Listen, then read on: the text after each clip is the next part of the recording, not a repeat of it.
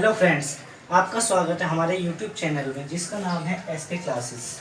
आज हम बायोलॉजी जीव विज्ञान के एक ऐसे टॉपिक को पढ़ने जा रहे हैं जो बोर्ड एग्ज़ाम में जिसके क्रॉस बहुत आते हैं और यह एक बहुत इम्पोर्टेंट टॉपिक है जिसके क्वेश्चन बोर्ड एग्ज़ाम में ज़्यादातर हर साल ही रिपीट होते हैं और इससे आप क्रॉस भी सीख जाएगा आसानी से।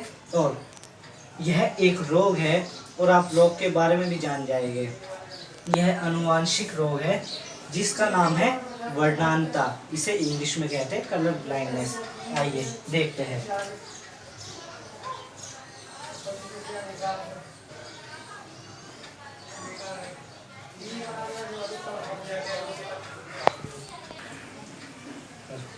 चलिए फ्रेंड्स, तो जानते हैं वर्णांता रोग क्या होता है और ये एक कैसा रोग है।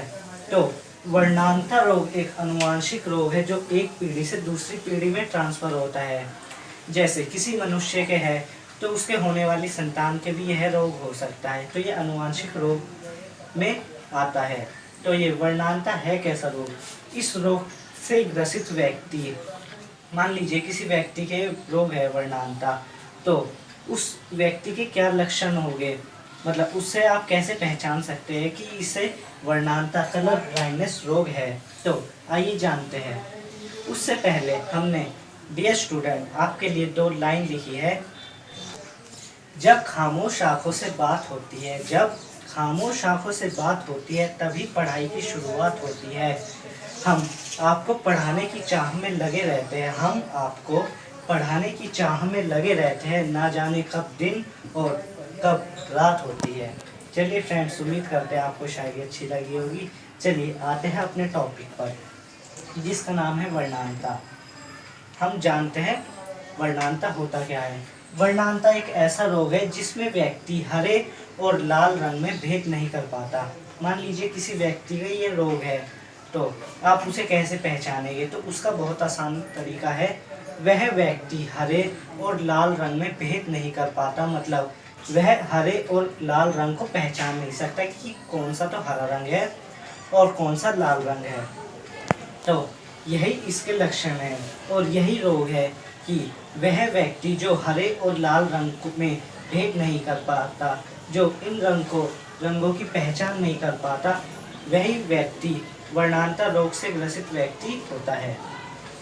तो हरे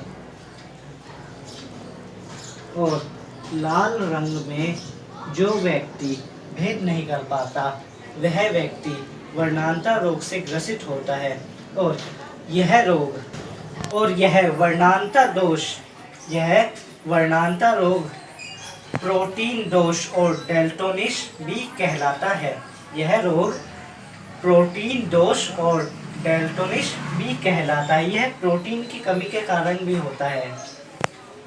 यह एक अनुवांशिक रोग है जो एक पीढ़ी से दूसरी पीढ़ी में जाता है। और इस रोग से ग्रसित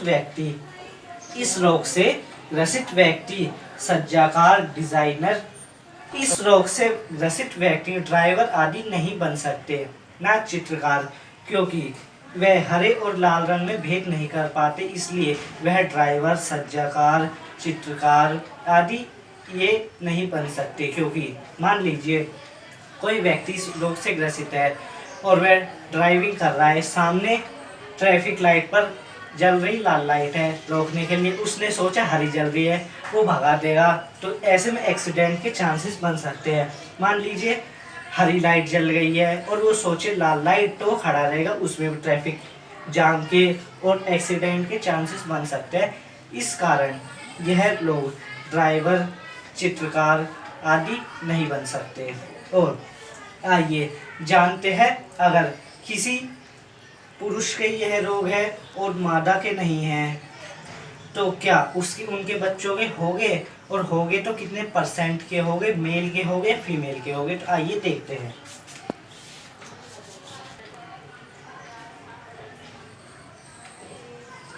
और कलर ब्लाइंडनेस को C से प्रदर्शित करते हैं। यह एक X सहलन, यह रोग X गुणसूत्र पर ही होता है, तो इसे C से प्रदर्शित करते हैं। तो मेल के एक्स पर सी है तो ये वर्णांतर रोग से ग्रसित व्यक्ति है, और फीमेल पर नहीं है तो ये नॉर्मल है। तो आइए देखते हैं। अब इनका हम क्रॉस कराते हैं।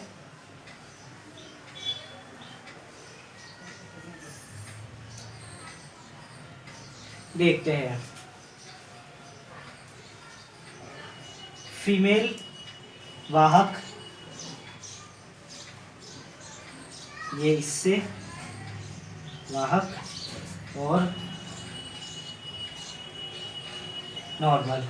इसका मतलब यह है कि अगर मेल के यह रोग हुआ तो उनके जो बच्चे होंगे, उनकी संतानें, उनके जो अगर फीमेल्स होती है तो वे तो वाहक होगी सभी, 100% फीमेल वाहक होगी और 100% मेल नॉर्मल होंगे। तो वाहक होता क्या? वाहक, अगर आपको नहीं पता वाहक तो समझाते। वाहक, अगर वही फीमेल के दोनों एक्स पर सी होता तो ये पूर्ण रूप से इस रोग से ग्रसित होती, लेकिन इनके एक एक्स पर ही ये सी है तो इसका मतलब ये वाहक है। मतलब इन्हें रोग तो है, होगा, पर इनमें प्रदर्शित नहीं होगा, मतलब इनमें इस समय नहीं होगा। इनकी जो आने वाली पीढ़ी होगी, यह रोग उनमें आएगा, यह अनुवांशिक रोग में बदल जाएगा। मतलब ये उनके अंदर जीन्स में तो होगा पर उन्हें उनसे ही ग्रसित नहीं होगी ये रोग, उन्हें उस समय कुछ नहीं करेगा, पर जो उनकी आने वाली पीढ़ी होगी, उनकी संतानें, ये रोग उन्हें उनके होगा, उनके 100% ये रोग होगा। ठीक, बात करें एग्जाम में किस प्रकार से आता है, तो एग्जाम में इस प्रकार से आता है। एग्जाम में यह पूछा जा सकता है कि मान लीजिए पिता के वर्णांतर रोग है और माता सामान्य है, तो उनके शिशुओं को यह रोग होगा या नहीं होगा, होगा तो कितने % के होगा। यह रोग इस प्रकार से आता है। और चलिए देखते हैं।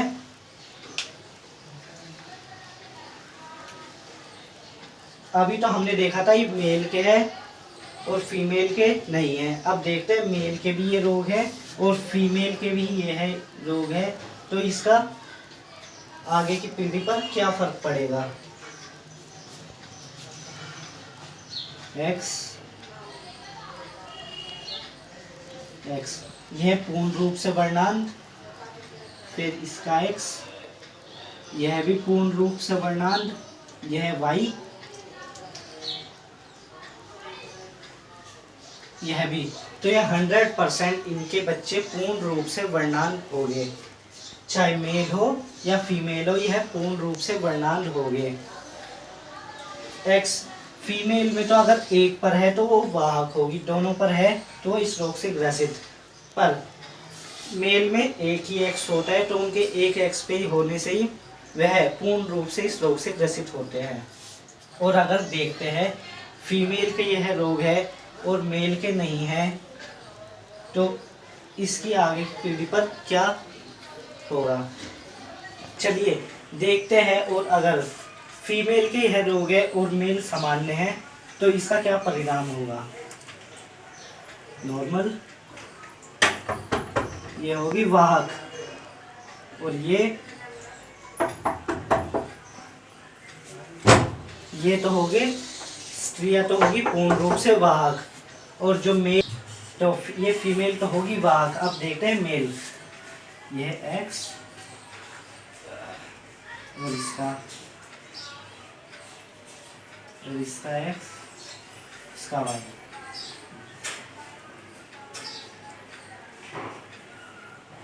तो यहाँ भी आप देख सकते हैं पूर्ण रूप से फीमेल तो होगी वाहक और जो मेल होंगे वे पूर्ण रूप से वर्णांत इस रोग से ग्रसित होंगे। चलिए फ्रेंड्स, उम्मीद करते हैं आपको ये वीडियो अच्छी लगी होगी। अच्छी लगी हमारे वीडियो लाइक कीजिए, चैनल सब्सक्राइब कीजिए, हमारी वीडियो शेयर कीजिए जिससे ज़्यादा से ज़्यादा लोग हमसे जुड़े। और अगर आपको कोई प्रॉब्लम है तो हमारे कमेंट बॉक्स में कमेंट कीजिए, हम उसका सॉल्यूशन आपको बताएंगे। Thank you.